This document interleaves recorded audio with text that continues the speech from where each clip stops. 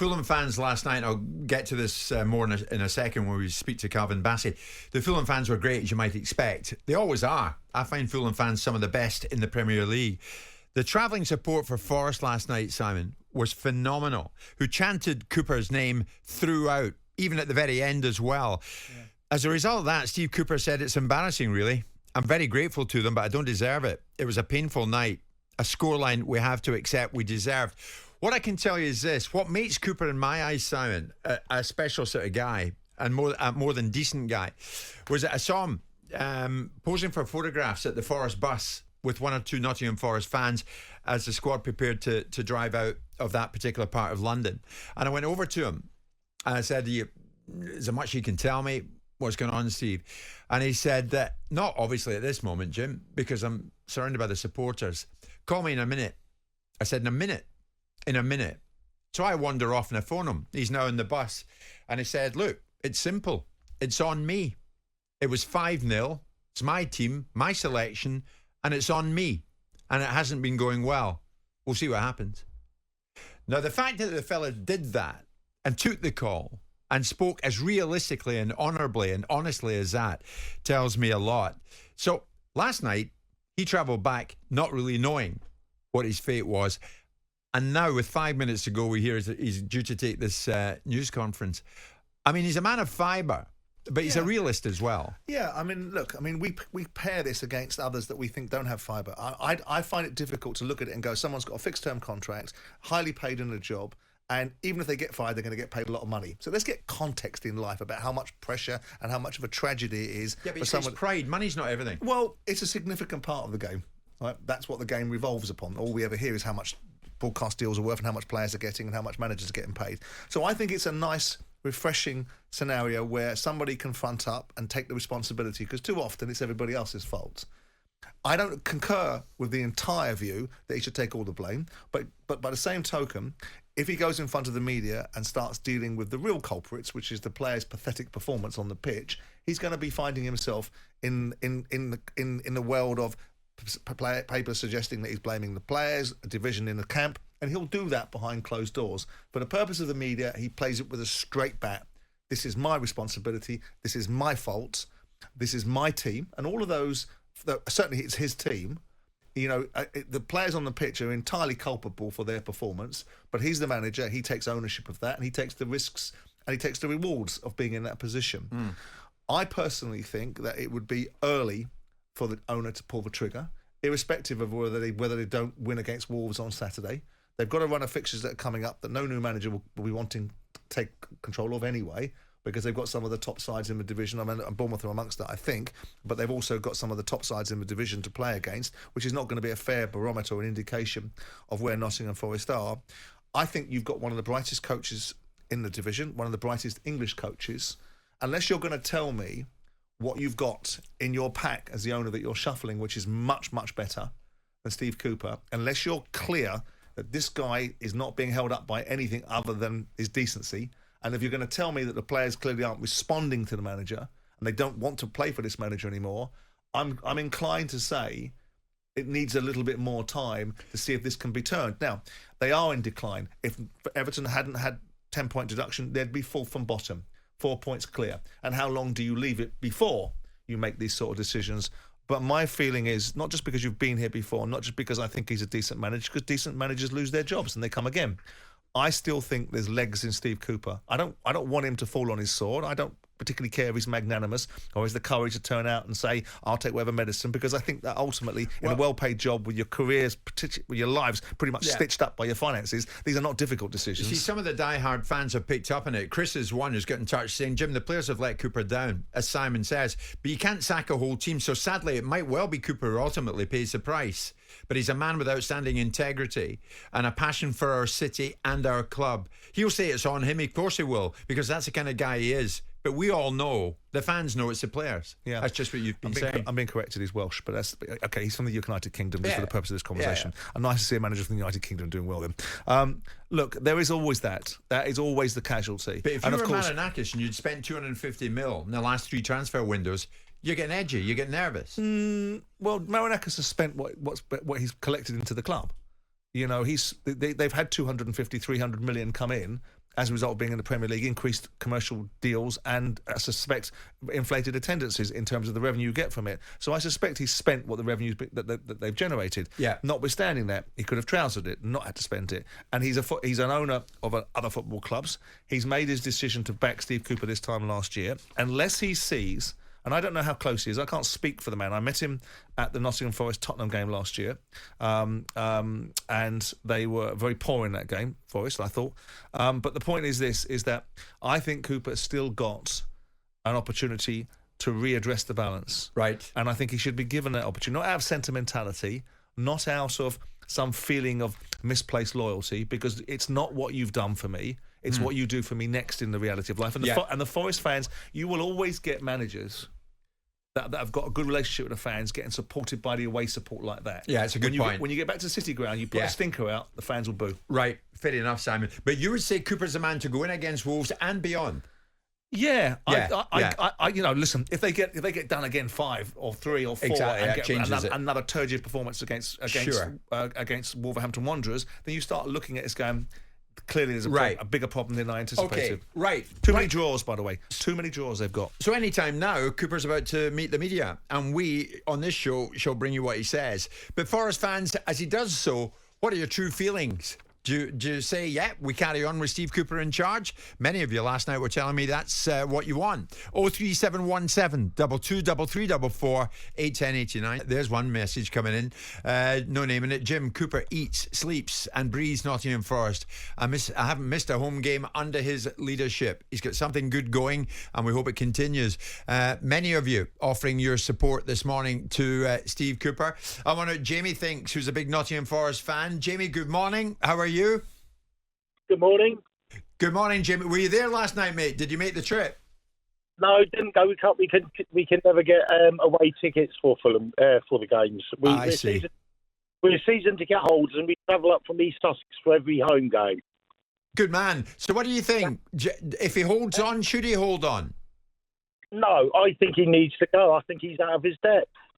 He's got us in the. You know, he's good in the Championship, but Premier League, I don't think he's got no idea.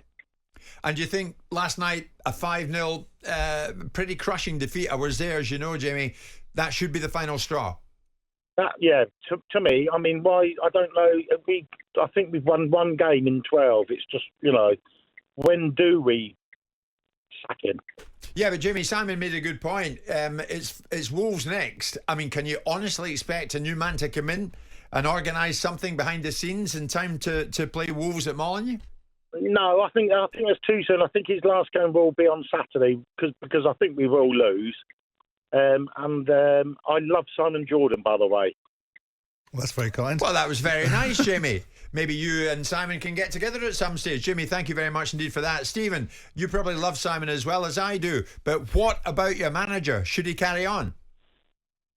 I don't think so. Judging off the player's performance last night, it looks like he's lost them. Really? I mean, he, as I said there, and I'm not breaking any confidence, Steve will be fine about it, I'm sure. From the bus on the phone to me, he said, look, it's on me. But he would say that. And Simon, you would expect that from a man of moral fibre. Yeah. Look no further, it's on me. But Stephen, the players have got to take big responsibility, surely, here. Well, the players have got to be ashamed of themselves last night. If that was his job on the line and that was the performance they put in for him, it's absolutely disgraceful. And Morgan Gibbs-White as well, after the final whistle, standing in the middle of the pitch, laughing and hugging Marco Silva and Tom Kearney, as Cooper's apologising to the away fans, sums it all up, really, sums their mentality up.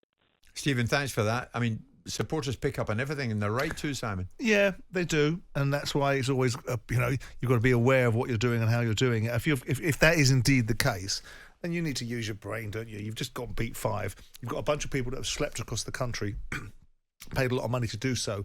They really don't want to see one of their better players feeling as if that doesn't hurt him, even if it's a charade, even if it's a facade that you're putting on. Yeah, put the facade on. Yeah. Exactly. There's another message from a Forest fan, Chris. I'm 100% behind Steve Cooper. He's given our club and its city dignity back, and for that alone, he deserves our gratitude. Well, I'm sure he does, but of course, the matter now in the hands of one Evangelos Marinakis, although it's my understanding Steve Cooper speaking to the media at this moment. We will hear what he said very shortly. There's Joe, there's Erik, big Fulham fans. Jim, it's all fine and well talking about Forest, but what about us? We won 5-0. Yeah, I know. Absolutely, guys, you did, and you played very, very well indeed. So post-match, in the darkness and the gloom that surrounded Craven Cottage at that time of night, I caught up with your defender Calvin Bassey, who is absolutely ecstatic about the Fulham win. I was just happy, to get the win. Thank God it was a good win. We played well, scored a lot of goals, and a good bit of confidence I think we need going into this busy period. What's it like in a game like that when you're ahead and comfortably ahead and there's still a bit of time yet to play? Is it all about concentration? 100%. I think it's making sure we're doing the right things, and you heard the crowd later on in the game started saying A over us passing, but it's just making sure we're doing the right passes. We respect the opposition, but of course try to control the game, and I thought we've done that well. A 5-0 at any time is good, but at this particular time, we're about to turn the corner of the year. I mean, does this set you up well? I mean, yeah, of course, it's a good start. We take one game as it is. We've got West Ham next, so that's our next focus. We're happy we take away the positives from this game and see what we can work on and take it into next game. And it was a pleasure to get a clean sheet. We haven't had one in a while, so. Were you surprised Forest didn't bring more tonight? I mean, we were just focused on executing our game plan, and we did it well. And then from there, it's just making sure we keep the intensity and keep trying to do the right things. And yeah, we weren't really focused on them too much. We knew where they could be dangerous on the transition, so we just had to make sure our rest defence was good. And yeah, I just thought we'd done our game plan better today. And what can Fulham achieve then, Calvin, this season? I mean, this is a great club. No, 100%. I mean, great club. We've got great players, great manager, and you seen how well we did last season, finishing 10th, and that's the goal again, to finish 10th or above. And we're all working hard, and yeah, we're just going to take it one game at a time. We can't get too ahead of ourselves. It was a great win today, but we just got to focus on the next game. That was Iwobi going by there. He did nothing tonight, did he? Nah, he didn't do anything. Just the 2 goals. Easy. It's a good lad, Calvin Bassey, and why shouldn't he be in a mood like that, Simon? It's not often in the Premier League your side, and you played in the side, turns out 5-0 winners. Yeah, good to see Raul Jimenez scoring a couple of goals as well. What a gem of a guy as well. Saw him mixing with some people at the end. His second goal will give him well the confidence, won't it? Because it was a quality finish, wasn't it? Yeah. Audacious. Yeah. There appears to be a real split, Simon, amongst Forest fans who are texting in this morning to us here on the show.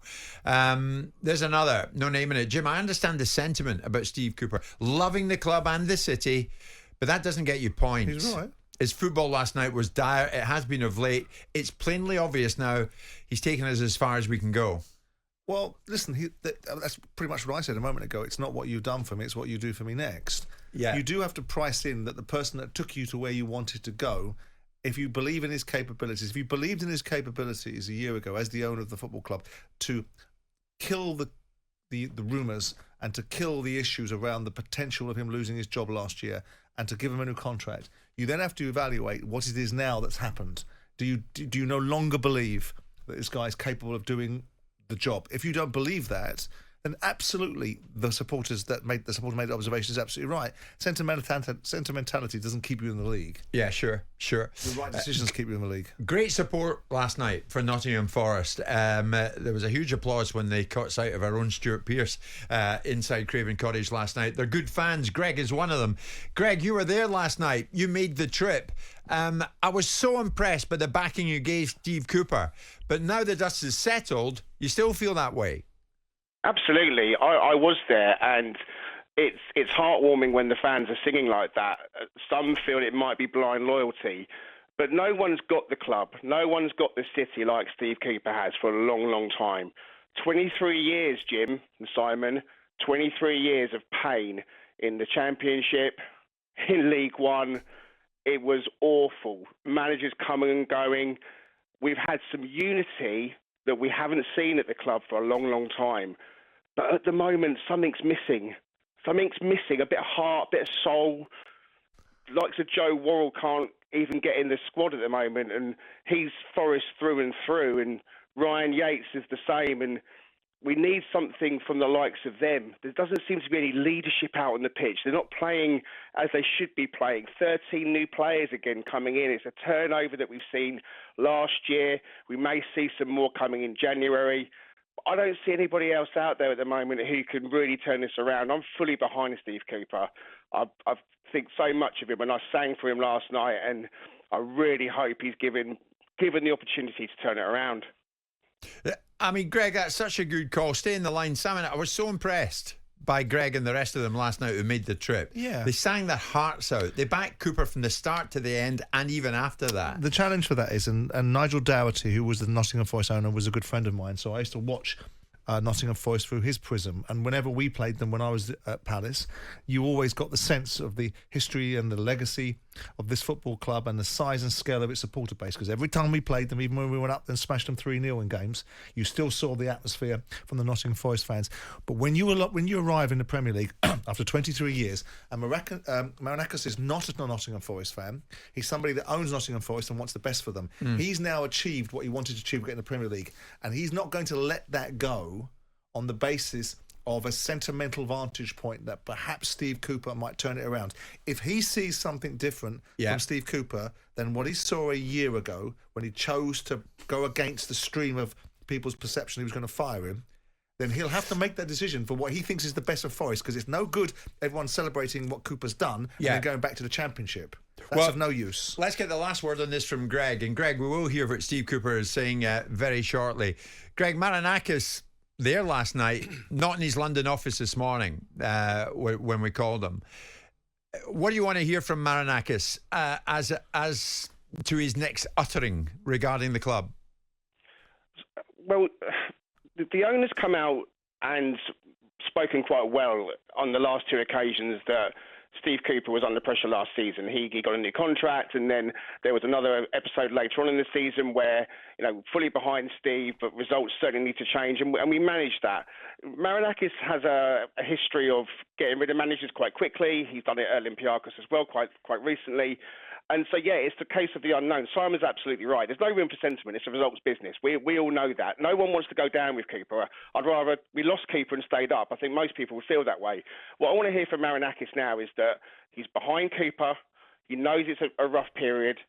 We're all going to come together and just get the fans and everyone else working and moving towards the same objective. I think if he's going to make the decision to fire Cooper, it has to happen sooner rather than later. Because the new manager coming in has got to have the window. Steve has to give him the opportunity to be behind him. If you go and get beat badly by Wolves, you're making it harder for the owner to be able to support him. So it's actually in Steve's court. If they go and put a decent performance in against Wolves, it'd be much easier for the owner to come out and turn around and say, pipe down, media, I'm behind the manager. Last word for you, Greg. You can't lose 5 in a row. The players have got to pick themselves up. They've been brilliant, but in the last 5 or 6 games, something has gone. They need to get that back. Some of those players need to look hard at themselves in the mirror. So they looked gutted last night. They came over, but they need to work together, and they need to work for Steve Cooper, and we're all behind them. What a good call, Greg. Thank you for that. Jim White and Simon Jordan. Monday to Friday mornings from 10 on AM, on DAB, via the talkSPORT app and on your smart speaker. talkSPORT.